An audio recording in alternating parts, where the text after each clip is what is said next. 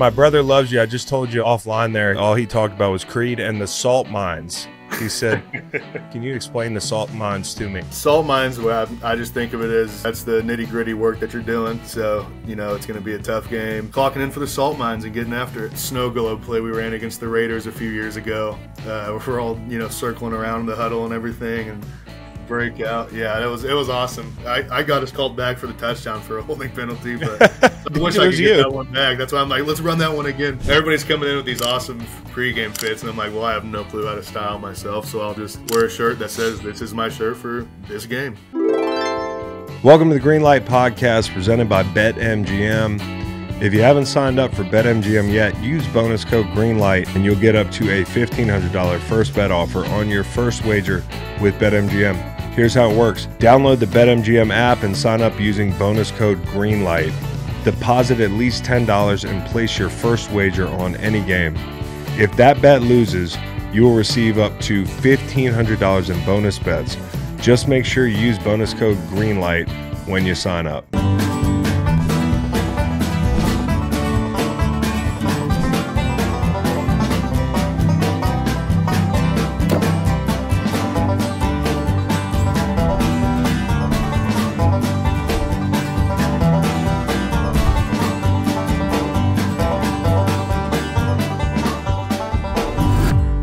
Welcome in now to the show, the highest paid center in the NFL, one of the best centers in the NFL easily, big part of a great offensive line, and Creed Humphrey of the Kansas City Chiefs is joining us. How's it going, Creed? Doing good, doing good. Thanks for having me on. Of course, man. My brother loves you. I just told you offline there. All he talked about was Creed and the salt mines. He said, So can you explain to me, with training camp coming up at that college you got to go to, those dorms y'all stay in, is that like the salt mines for you? When do you feel like you're in the salt mines? And can you explain the salt mines to me? Yeah, salt mines, well, I just think of it as, that's the nitty-gritty work that you're doing. So, it's going to be a tough game, things like that. Tough day in training camp out in St. Joseph, all that stuff. It's just when you got to go in and get that work done, even if you don't feel like doing it, just clocking in for the salt mines and getting after it. Does like being a rookie and blocking Chris Jones, is that probably like peak salt mines? Yeah, in no, training camp? Salt mine every day for that camp. Yeah, not a fun guy to block. Is a salt mine tougher than a coal mine? Oh man, probably not. The coal mines are probably worse. Okay, I just want to make sure. I don't know. Yeah. I haven't been in either one. Well, dude, it's great having you on the show. Obviously, you've had a lot of personal success and team success. The thing I'm wondering about, having played in New England with some of those guys where the off seasons are year after year very short, right? Like y'all have been to the pinnacle 3 years in a row. How do you adjust to being able to make the most of your off season, adjust that timeline, get your body right and get your mind right to start over and do it again? Yeah, I mean, for me, it's been crazy because, we've gone so far in the playoffs every year I've been here. We went AFC Championship my first year, then 3 straight Super Bowls. So, it's kind of like the only offseason I've ever really been a part of. So it's like, right. I'm going till February every year basically. So it's one of those things that, I haven't really seen, a longer offseason, so I'm used to it. But, getting just, for me, I take about 2 weeks off after each season, then I get back in the gym, start doing stuff. So, I just try to make sure my body's good and everything before I get back in. But it's it's different than college. I feel like in college, it was, you had a week off, then you're right back into, college workouts and everything. And then, you have this whole 2 month period, in the off season, the NFL, to where it's, you have the time to yourself and you can really kind of plan around it. So it was an adjustment, but, I feel like it's something that I've just been used to, having these shorter off seasons. So I don't really know the other perspective, to be honest. You've been to the top of the mountain and you've won, right? And you've been there and recently and come away with a loss. And, I can remember playing in that game and having older guys who had been there tell me, hey, the feeling of losing a Super Bowl, you'll wish you were never there. Now, I don't know if that rings true to you, but you're somebody who's actually qualified to tell me the delta between the feeling of winning it and what it felt like this year when the clock strikes 0 and you guys go back to the hotel together. What is that part like? Because people don't see that. Yeah, it sucks.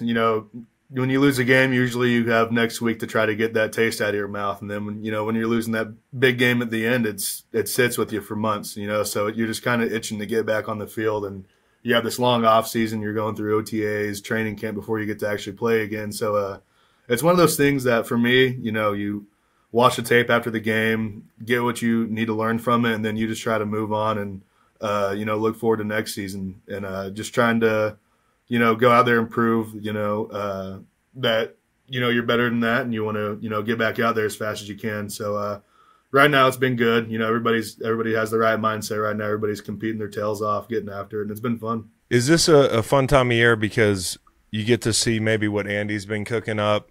Does this stuff start coming out now, or does it come out in camp a little bit more where you're like, hey, that's a new one? I mean, we had him on this show, and he said that he's taken plays from everywhere. He actually took one from a janitor.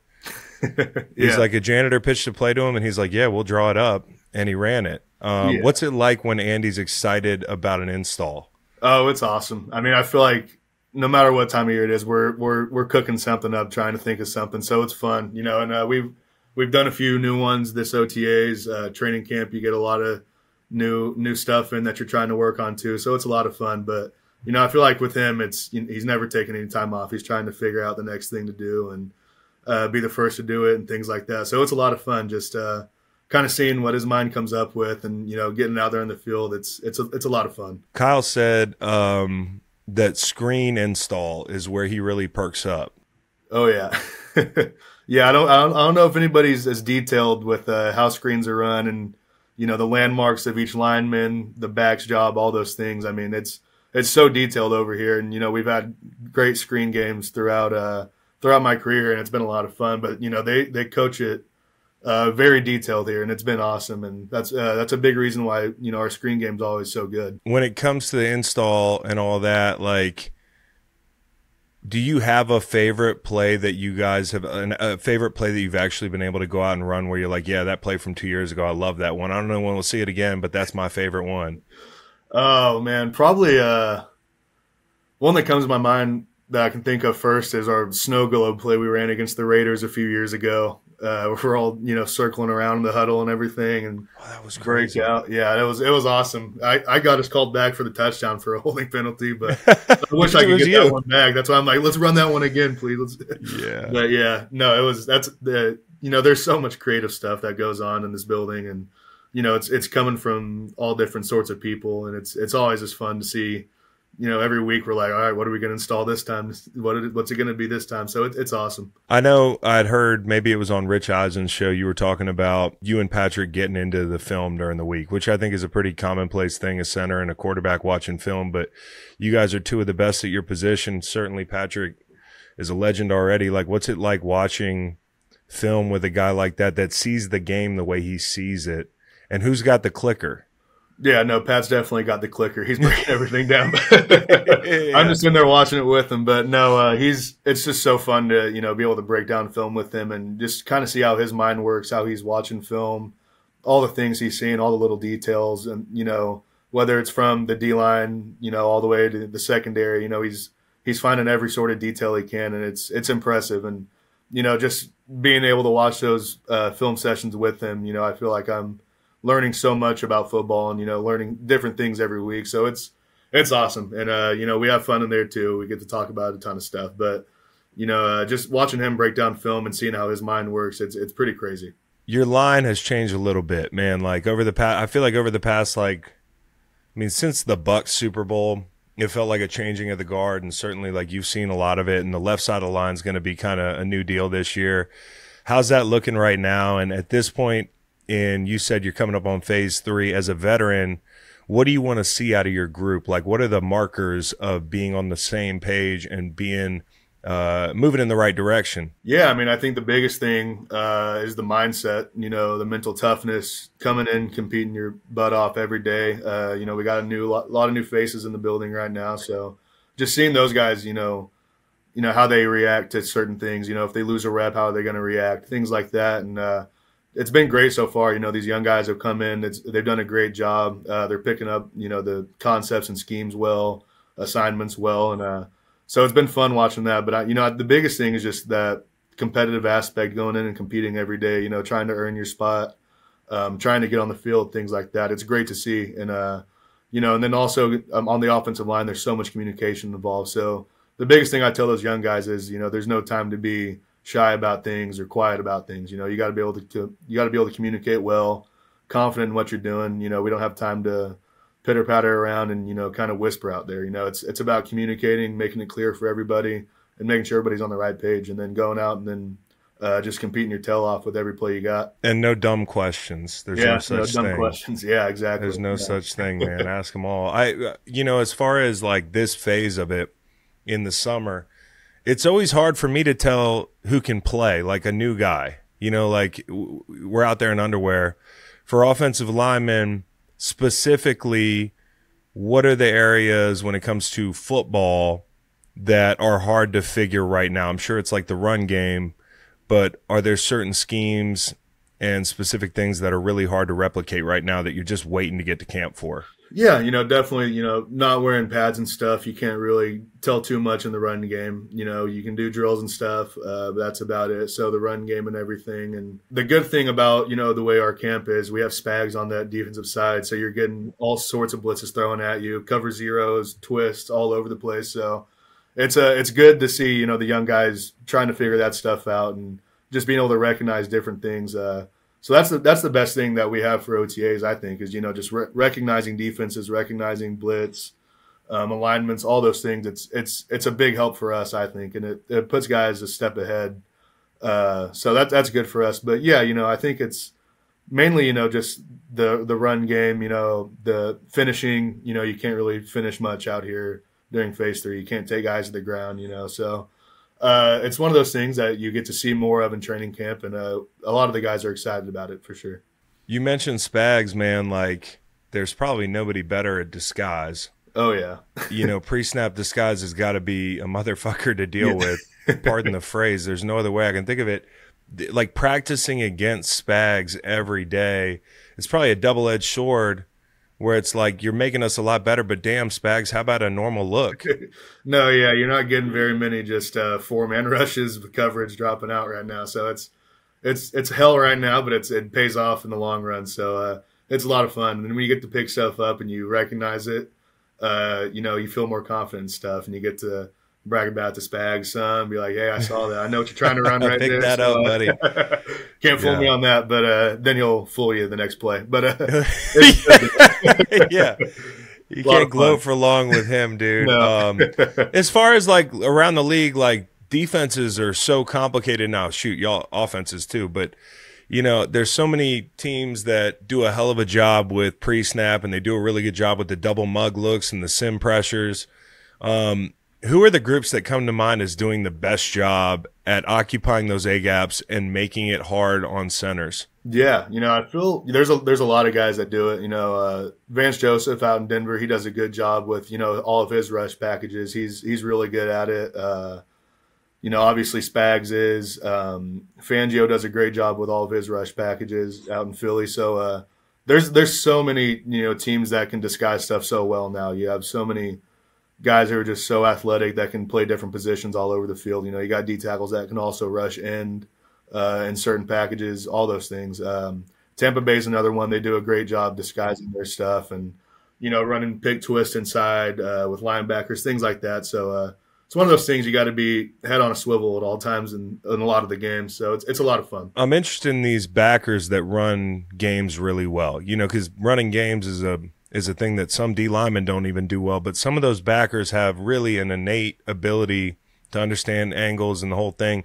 Is there somebody that you think of in the NFL that's kind of the gold standard, second level ad guy or the second level game guy that runs those games and it feels like a D lineman running those games? Yeah, I mean, we got our guy here, Drew Tranquil. I mean, that dude, yeah. He's great in those games, you know, and he's so good at them because he's selfless. You know, he doesn't mind getting the quarterback if it's setting up another guy. You know, that's what the games are all about. And when you can find guys that do that are selfless, you know, they're going to go in there and pick that hip. You know, they don't care if they're getting to the quarterback because they know they're going to free up another guy. It's those things like that. That's what makes a guy so good at it. So guys like Drew, he's great at it. Fred Warner out in San Fran does a great job with it on those things too. It's pretty cool to see those games ran whenever those linebackers are more focused on picking people than they are getting to that quarterback, because it frees up so much stuff and it makes it so much harder to pass them off. You mentioned Fred Warner. I started thinking about your San Francisco game, how physical that was this past year. Like you guys have really featured the run game. It feels like a very intentional thing with y'all. I watch you guys, and I'm always like, man, it'd be frustrating because y'all are always in third and manageable. Mm-hmm. And when you're in 3rd and 4, good luck. Like for the defense, right? That's the way I look at it. What is the most physical game y'all played in last year, you think? Like as far as just the run game, the run fits, and the bodies kind of the collisions out there? Yeah, I mean, San Fran comes to mind for sure. That was a physical game. Chargers are a physical team. They're coming downhill. They got great players setting the edge, like Khalil Mack. He does a great job, and he's done a great job with the younger guys that are in his room. He's getting them, how to play the run well, how to pass rush well, and those guys. Tampa Bay does a great job. You got Big Vita in the middle. He's a much out of there in the run game. So what's that like when Vita Vea lines up right over you? Oh, is it like an eclipse? Yeah, no, you can't really see second level very well, so you don't know if there's a blitz coming or not. But no, that dude's a stud, man. He's a fun guy to play against. He's strong, athletic. Especially for his size, he's a freak athlete. So he's a heck of a player to go against, and there's been some wars and stuff, but it's been fun. It's been fun going against guys like that. Yeah, I think of you as a stout center. You're not one of these like light in the ass centers, right? Like you're a stout dude. I try to think of myself as a stouter guy, yeah, for sure. What do you see this guy coming out of Florida, the 391-pound guy? Oh yeah, he's with Tampa now too, right? Yeah. What if they have a package where these guys are in 2 eyes or something? Yeah, crazy. No, you're not running up the middle against that front. Oh man, dude. Oh man. The guy that I love that you guys lost this year, obviously y'all do too, is Joe Tooney, who just an all-time cool guy, teammate, like intelligent cat, can do a Rubik's Cube. Have you seen him do the Rubik's Cube? Oh yeah, all that stuff, chess master, all those things. What's the smartest thing he does? Like when you're his teammate, is there anything that blows you away from an intellect standpoint? Man, everything, just not even football related, because obviously he's really smart in the football world and can process stuff so fast. But, just watch, like in training camp, him just going and playing chess for a while and stuff. I'm like, I don't even know how to play chess. So like who plays him? Stuff. He'll play online. He gets on his phone, plays online. And he's like, yeah, I'm playing some guy in, London right now, or like stuff like that. It's crazy. But yeah, he's him. Justin Reed played him some. Drew Tranquil played him some. But yeah, very smart dude. Plays chess, reads books all the time, Rubik's Cube solver, all that stuff. He's an interesting guy. So my question about Joe is, like when it comes to him showing up one week and he's got to play left tackle, and they're like, all right, who you blocking this week? Like it's Myles Garrett. Take me inside that week of preparation. Like y'all have a good sense of humor, offensive lineman. I'm sure you're busting his balls through the week. Yeah, no, for sure. I mean, we had when he moved out for his first game, we were starting a 3-game stretch in 10 days, and in those 3 games, it was Cleveland, Houston, and Pittsburgh. So he was playing Myles Garrett one game, then 4 days later he's playing Danielle Hunter and Will Anderson. Then he's going up against Highsmith and Watt over in Pittsburgh. So we were like, well, he's getting prepared for playoffs, so that's good. But he did a great job. I mean, he's such a selfless player, and he's one of those guys that no matter what, he's always in great position. He gets to a spot in his set, and he's always square, and he's always finding a way to win. So watching him do that, I mean, it's impressive. Not many guys can move out there, on that short of notice and go out there and play against those 3 teams with those great edge rushers, and he did a great job for us. Hell yeah, he was out there surviving, bro. Miles was throwing everything at him. I was like, damn, bro. It's one of the hardest jobs in the world playing offensive line. I really that day empathized with y'all. Yeah. But no, so the other guy, Trey Smith, who Kyle talks about a great deal as well as being just, when Kyle, who's a freak of nature, calls somebody else a freak of nature, I kind of lean in. So I'm wondering, what is it about Trey that makes him rare? physically. Yeah. I mean, just aside from being, 6'5", 330, 340, whatever he is, he's athletic and strong as shit. And he has that, he has that mindset, he's just wanting to maul guys. So he's, his first punch on, pass sets or, his everything in the run game, everything is just so physical. I feel bad watching D linemen play against him because they're just getting their chest beaten every time he throws a punch. But it's crazy just watching him. I mean, he's so physical. He has that mental approach to where, he's gonna be after you until that whistle blows, and every time he's trying to get you on the ground. And it's crazy to watch. I mean, not many guys have the mindset that Trey does. Yeah, I mean, also you said like he's 6'5", 340. There are other guys who have that set of measurables, but like he looks different. Yeah, no, I mean he's put all together. Muscle, he's straight muscle. If I was crazy. At 340, I would not look like that. That's all. Could you imagine? That'd be so cool. Touching my knees. So. That'd be so cool, man. So you got to explain to me your pregame fits. People were talking about your fits pregame. Can you explain the thought process behind your game day fits? Yeah, I don't have a fashion sense. I'll tell you. I'll be the first one to tell you that. I'm wearing a black T-shirt and gym shorts mostly every day. I have a navy blue hat and a black shirt right now. That's a major faux pas, player. Yeah. So I mean, for me, it was everybody's coming in with these awesome pregame fits, and I'm like, well, I have no clue how to style myself, so I'll just wear a shirt that says this is my shirt for this game.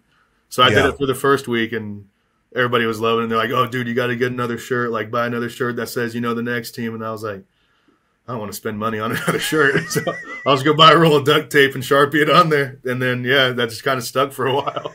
That's so good, dude.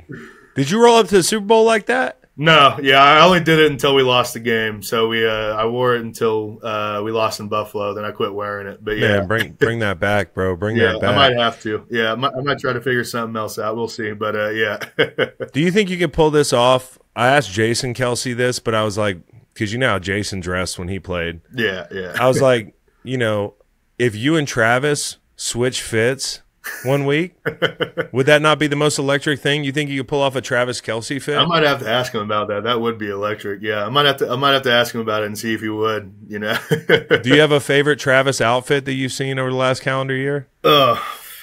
To be honest, I really don't even pay attention to fits that much. So he's probably heard. I couldn't tell you a specific one that he had. I just know he comes in looking really nice every week. But yeah, looking nice I'm like, man, I don't know where he buys this stuff. But going to the defense here, who do you think is? Because I think there's a lot of candidates, but who's the most underrated player on y'all's defense? Oh man, that's tough. There's a lot of them.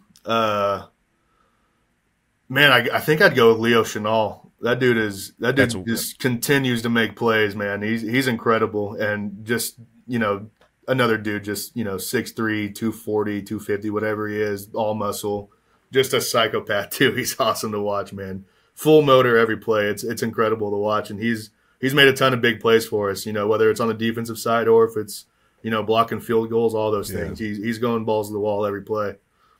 I mean, you said 240. I feel like he plays like he's 255. Yeah, like he plays like a 90s linebacker, dude. Yeah, he's a beast. He is. He's a beast. Do you get one thing I always want to know about centers? Do you get your foot stepped on more than the other guys? I'm sure my guards would tell you different, but I think I think I do. Yeah, I think I get stepped on quite a bit. By Trey? You get stepped on by Trey sometimes? Oh yeah. Trey's foot does not feel good coming down on your cleat. Oh, I bet not. What's the loud Joe though? And Joe would be like, "Yeah, Creed's stepping on me every play." But bro, I mean, come on. There's only so much space to share in there, It's exactly. Exactly. What's your least protection call to hear? Or least favorite protection call to hear? Oh man, any of them where I'm blocking 1-on-1? No, but yeah, anytime I guess. If there's a 5-man rush, you got to go 1-for-1 with everybody. It's just like crap, especially in third downs when they're bringing, defensive ends inside to play that zero technique. It gets tough, but you just got to get on them as quick as possible. How much leeway do you get in calling protections? Do you call any protections, or is that a a Patrick thing. Yeah, it's like the final say is always with Pat. So I can go up there and call stuff, and then he's got final say, so he'll check protections whenever he needs to. Yeah, and getting overruled by him probably is just fine. No, yeah, definitely. I remember my rookie year in OTAs, I tried to make a call, then he changed it. And then everybody looked at me and they're like, dude, just go with his call. And I was like, yeah, no, that's fine. Yeah, perfect. Yeah. That's awesome. One thing I wanted to ask you about was what's coming up, I think, in a little bit this summer is the OLine Masterminds get-together. It's led in part by my buddy Lane Johnson. What's so valuable about getting together as a group and sharing, tricks of the trade once a year? What do you guys get out of that thing? You got so many of, some of the best players in the league all meeting up for one weekend and talking ball for 6 hours a day each day. I mean, you can pick so many people's brains. That's the best part. And, you can kind of get inside their mind, see how they do things, the techniques they like to use, because there's just so many different techniques for each given play. And just, getting in there and picking their minds, it's always, it's fun to see. So, you get 70 different professional offensive linemen in the room. You're bound to learn something, which is awesome. And then not only from that, there's a ton of, retired players, guys that are, in the Hall of Fame and stuff that come too. And, they have a panel that we get to talk to and ask questions and pick their brains, and see how they approach the game, see how they prepared, throughout the week, all those things. And it's awesome to hear from those guys like that. And are y'all pretty open with each other about, hey, this technique took me to the next level? Like y'all are sharing with each other. Oh yeah, no, yeah, it's awesome. Everything from how you're throwing your punch in the pass set, how your pass set's going to be with each down, each front you see, each rush pattern, all those things. It's definitely cool because everybody's willing to share so much. So I feel like it's helping grow the offensive line as a whole across the league and making guys better. It's awesome to see. And they feed y'all well. And they feed us well. Yeah. Good. So the reason I bring it up is I saw that you were going to drive to OLine Masterminds. You were quoted as saying you were going to listen to new Sturgill. I don't know when you said this. Have you listened to new Sturgill? Is Sturgill your favorite out right now? Like who do you like listening to these days? Yeah, no, Sturgill's definitely up there. I love Sturgill. His new album, Johnny Blue Skies, it's great. But Sturgill's awesome. I like to give most of the people I listen to are either from Oklahoma or Texas, that side of the country scene. So guys like, Turnpike Troubadours, Shane Smith and the Saints, Cody Jinks, Flatland Cavalry, all those guys, man. There's a great music scene in, that Oklahoma, Texas area. So that's kind of who I grew up listening to, and that's who I listen to most of the time. But, Sturgill, he's awesome. He's a blast from the past for sure. He is. And then you get your cross-Canadian ragweed. Is that? Oh, yeah. They're touring again. and J.J. Cale, that might be before your time, but I'm a huge J.J. Cale fan. He's from Tulsa. You got to check J.J. Cale out. So, but yeah, no, do you have a favorite Sturgill album or? Oh, favorite Sturgill. And you can number them too, because I always forget the name of albums. Yeah, probably the Meta Modern Sounds country music album. Yeah, with Turtles All the Way Down. That one. Yeah, that was kind of the first Sturgill album I really heard, and that kind of got me into him. And then you got to listen to everything else, by him. So that's probably the one I'd say is my top. That's awesome. Yeah, I saw him at Bonnaroo like twice now. I saw him when he was on the little stage, and then I saw him when he was on the big-ass stage, bro. So I'm looking forward to seeing him again because he's playing a lot of Grateful Dead. I don't know if you're into the Dead, but I love the Dead. So he's a I haven't got to see Deadhead, Sturgill yet. I've been wanting to see him for a while, though. I'll definitely have to try to catch a concert soon. But I was they say hoping to go see him and Tyler Childers together in Oklahoma, and then COVID happened, and that got canceled, so I wasn't able to go. But definitely got to try to catch him soon. Good deal, man. Well, the last question for you is this. I know you're in a Doritos ad. I'm wondering what the best flavor of Doritos is. Can we settle this debate? I'd probably say the spicy nacho is my favorite. Yeah.